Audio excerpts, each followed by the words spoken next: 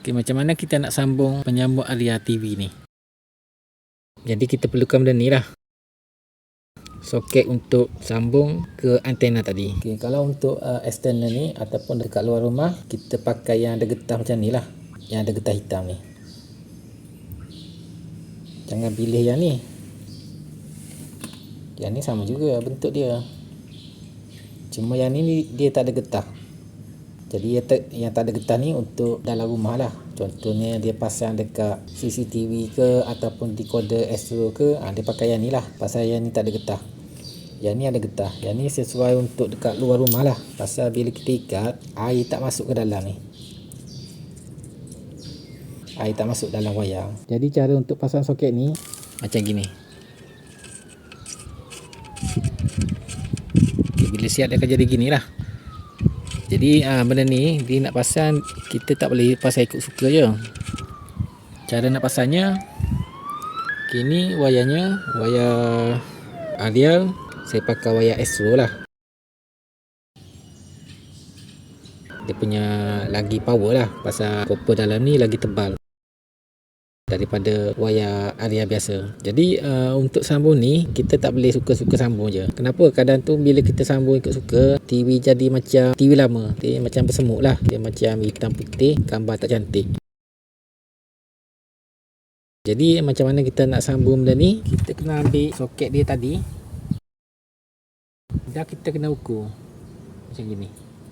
Kita tak boleh lama potong ikut suka je macam gini,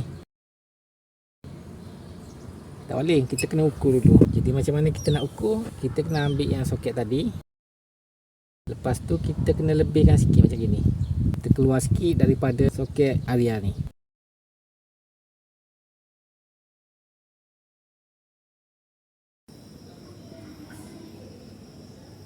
Lepas tu kita kena potong atas ni sikit, jangan potong sama, atas sikit. Kalau potong sama dah wayar nampak lah, tak cantik. Potongnya macam ni lah.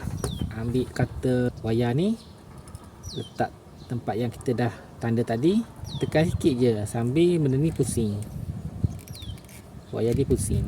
Jangan tekan benda ni, jangan tekan kata ni letak sikit je, yang pusing wayar ni pusing.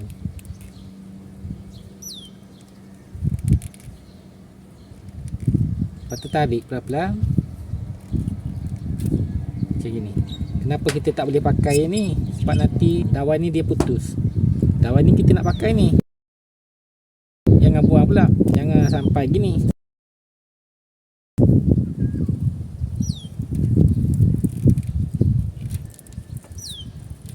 Kalau kita pakai cotton ni, dia akan jadi gini. Kita tak nak gini, sampai bogel ni tak ada baju. Kita nak dawai dia, kita nak jadi macam gini. Sebab baju ni kita nak kena pakai, dawai ni kita nak pakai.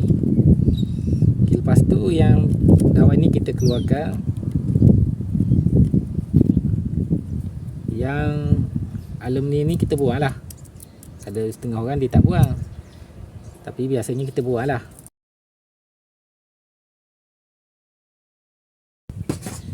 Pakai cutter lah.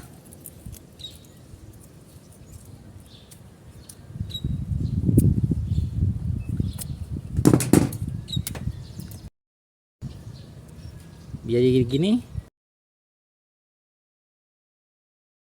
Lepas tu yang ini kita kena lebihkan sikit ke atas ni,